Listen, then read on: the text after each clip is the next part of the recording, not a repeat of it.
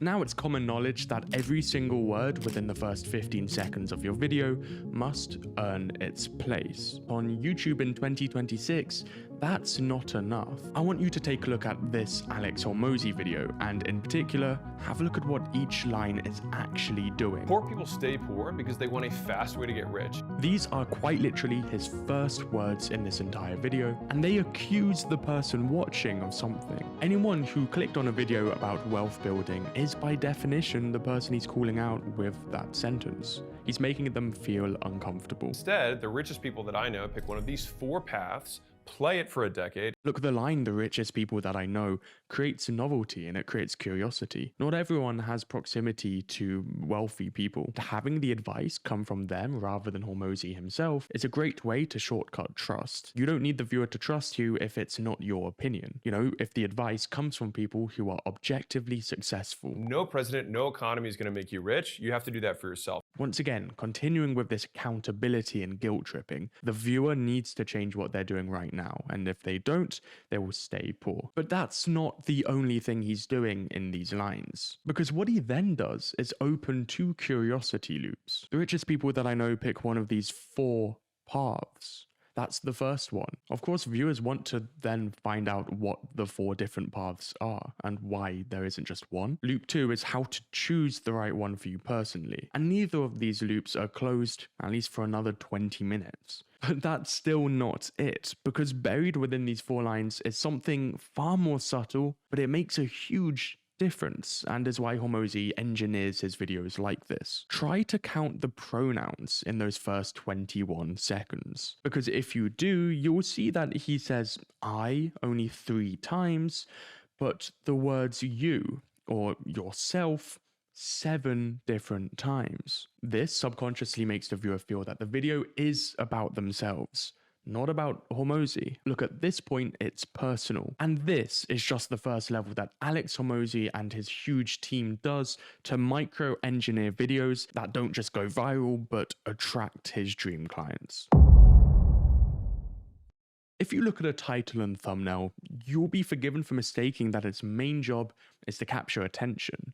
You know, that's what everyone tells you. It's to secure the click and stand out on a busy recommendation page. But behavioral science suggests something slightly different. It works slightly closer to a contract, and that contract has 3 different lines in it.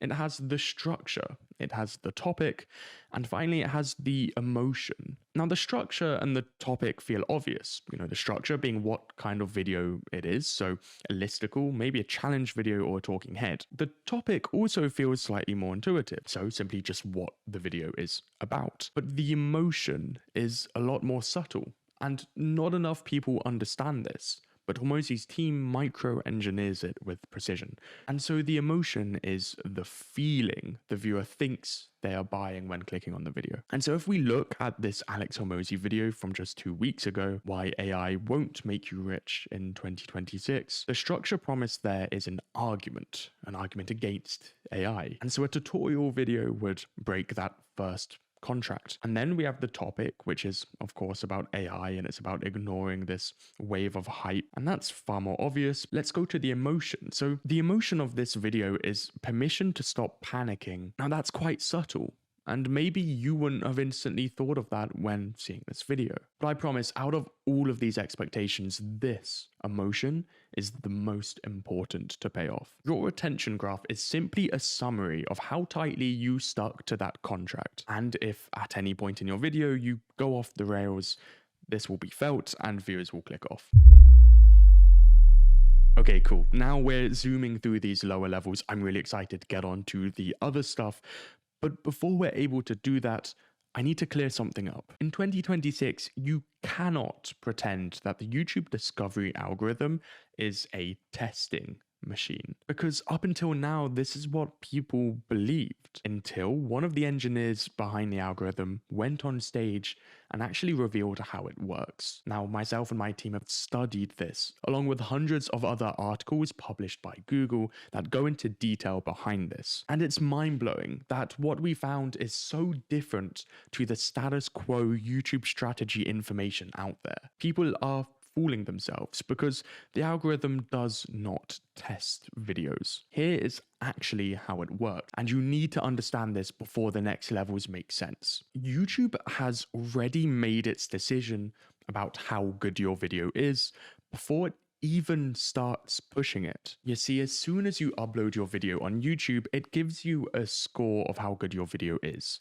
And this score measures your expected watch time per impression. But let's break it down. So, how much watch time, how long viewers spend on your video per person who sees your thumbnail on one of their many recommendation surfaces. So, the homepage, the suggested feed, or notifications, subscriptions, etc. Now, this means that YouTube plays it safe. They don't want to show your thumbnail as an option to viewers who likely wouldn't watch much of your video. They also have no reason to show your video to people whom they don't think will amount a large amount of watch time. And so to calculate this, it uses some sophisticated metadata. Now, this obviously includes your description, title, and thumbnail, but we're now in 2026 and we need to start thinking a lot deeper than that. Now, of course, it takes your transcript, but on top of that, it actually analyzes the frames within your video to recognize any faces or objects or people. And so from both of these sources, what it can then do is extract the topic entities within your video. And so if you're talking about Alex Hormozi or Mr. Beast or a certain skincare routine, it will know. It can extract the format of your video. And so if your video is a talking head video, it doesn't want to show it to viewers who typically watch challenge videos.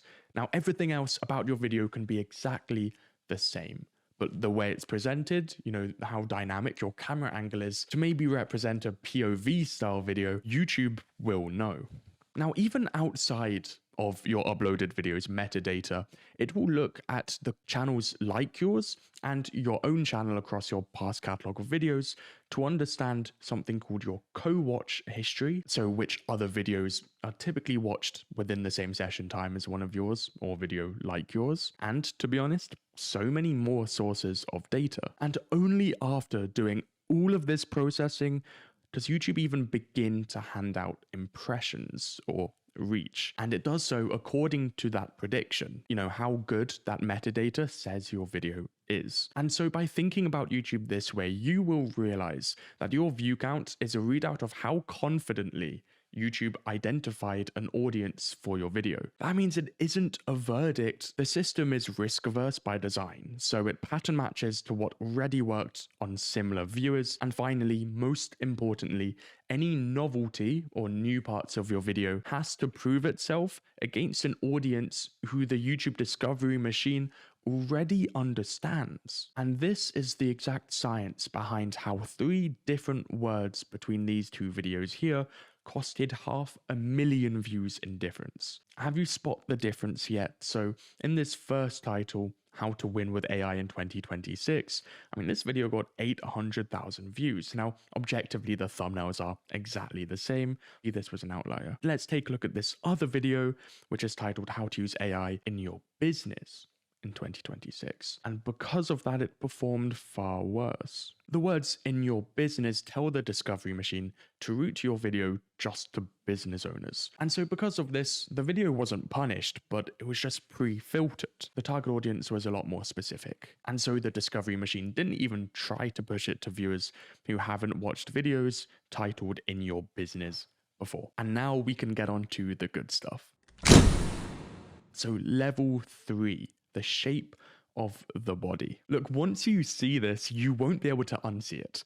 In fact, this is the engineering I've actually used for this video you're watching right now. And so if you're still watching at this point, clearly it works. There's a lot of cognitive biases going on here, and many of which have actually been studied in quite a lot of detail. And because of this, you can actually exploit the weird quirks in how viewers feel about your video. Take a look at this. So viewers perceive the value of your video in terms of trajectory. So if you order your talking points like this, where you have good, and then meh advice, now viewers don't think, okay, we got 3 great pieces of advice, we can accept maybe 2 bad pieces of advice. No, they feel this transition downward. viewers imagine this line downhill and will expect the rest of your video to continue getting worse in advice, and so they'll leave before sunk cost fallacy kicks in. Now, this has been an age-old problem, not just in YouTube, but for books or advertising material, or anything where you want the viewer to leave with a good impression, but you also want them to stay long enough to get there. And so Hormozi and his team figured something out. So I took an Alex Hormozi video, but I also took the transcript of hundreds of other videos targeting the same audience with the same promise. And I scored the quality of Alex Hormozi's advice contrasted to that status quo baseline of advice by the other creators. What I wanted was a relative quality of advice score. And take a look at this. So he starts off with good advice. He then goes on to his best advice of the video as a second talking point. Most people would tell you to save it to the end, but he doesn't. He then gives, baseline advice, and he had a talking point that he wanted to fit in, but it wasn't super strong, so he put it second last. And he ended with good advice. It wasn't his best. He ended with just good advice. Now, this pattern is really interesting because what happens is at the start, you have a jump up. You're giving your viewer a feeling that the video is just going to keep getting better and better. You're buying early commitment. And because of this, you have the luxury to have a drop in quality because psychologically, a viewer who has been rewarded once will sit through a familiar stretch expecting another reward to happen. Now, he does end at a high, but note that this is a relative high, and so it's slightly better than the point before. It's not the best part of the video, but this doesn't matter. For the remainder of viewers who are here at this timestamp, this works perfectly fine. And all of this is about the illusion of value, not about value itself. Now, in terms of the bulk of Alex Hormozi's videos, there's one other idea that I must explain. Pacing is the rate of new information. It's not about talking speed, and it's not about giving a lot of information fast. It's about identifying the tiny amount of talking points you actually have that are new to the viewer based on what they've likely watched before. And so a very fast talking video, but with nothing new, feels very slow and painful to watch. It feels underwhelming, and viewers will click because it's underwhelming. And so it's far better to say so much less but make it actually new information. That is how you engineer value. Okay, so now we're at level 4. Timing your promise. These are 4 videos on the same channel in upload order, and I want you to take a look at the views per hour of them. All of these videos are about AI. I mean, if we just skim at some of the titles: how to win with AI in 2026, how to use AI in your business in 2026, the new way of making content in the age of AI, and why AI won't make you rich in 2026. And so what we have here is clear that up until a certain point, the viewers were fatigued by this promise. I mean, the views just kept going down every time he'd make a new video about AI. And that's obvious. I mean, of course viewers will get fatigued by seeing the same thing over and over. But the interesting part is that it happens only up until a certain point. And so why all of a sudden is the most viewed video in this list one which was uploaded most recently? 2 weeks ago, he posted this video: why AI won't make you rich in 2026. And the important thing to note about this video is that he flipped the promise entirely. This contrarian opinion that AI won't make you rich in 2026 was reverse engineered from a gap in the market. The audience had been fed AI maximalism for over a year now and was ready to be told that it's fine to not get involved in it. In other words, he intentionally found a contrarian framing just as people were starting to get bored of the mainstream point of view. And this was exactly what people wanted to see. And this works in any space on YouTube at any time. Every single promise is at a certain level in this cycle. You can get outlier results by being the first one to do something contrarian with it. And so you need to be one step ahead of where the audience currently sits. And by doing so, you can eventually hit big. Now we're onto the final level: the hand you are holding. An unfortunate truth. Look, as a YouTube strategist in the 2026 space, something that is painful to watch is how tightly people are adhering to outlier ideation theory. I can almost guarantee you've heard of it if you're watching this video. I mean, it's just the idea of taking formats from other niches, copying it to your own and expecting it to work a lot better. Now, the other day, I had a conversation on X with MrBeast's YouTube strategist, and he agreed with me that, yeah, this isn't good. The truth is that the formats that look the most copyable on YouTube are actually gated the hardest. They are the ones where you'll get the worst results if you copy them. For example, if you're giving away $100,000 in a competition show, of course you need the capital to be able to execute that. You will need a cast credible enough to say yes to that, and you need enough channel authority and awareness for that claim to even feel believable. And so anyone who tries to copy a video like that without any one of these things will fail, and they'll fail for reasons the creator can't see. Now, this is quite an obvious example, but it applies much further and to far more subtle instances. So of course we have big formats being done by someone like MrBeast, and it makes sense for him to copy Shark Tank style structures or from huge game shows, because what his team have in terms of pre-production ability is very comparable to what those companies hold. Hormozi's edge, on the other hand, is talking. He answers questions about the topics he makes content on constantly. I mean, it is his day job to sit there and think about this subject and make fast-paced decisions. He does this more than anyone on YouTube right now. And so his container, the way he can give his best and enter flow state, is a man in a chair. MrBeast, his edge is in pre-production. It is so obvious from watching a MrBeast video that he is not in flow state while delivering to the camera. He is in flow state during pre-production, during working through a video idea, figuring out the structure of it and how to execute it. That's the part of the video process that he uniquely can do. I am convinced that finding formats that only you can do on YouTube is the most important thing to understand about YouTube in 2026. And because of that, I created a completely free tool, one that lets you see exactly what your advantage tags are. We'll tell you directly what your moat is by scraping all of your past videos.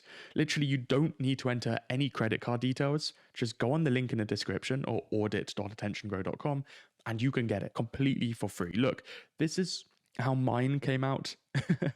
I didn't do super well. I got scored a 37 out of 100, and I only got operator level. It said you chase big, bold titles about hacks and secrets, but deliver calm academic lectures instead. So almost nobody outside your smallest core audience sticks around.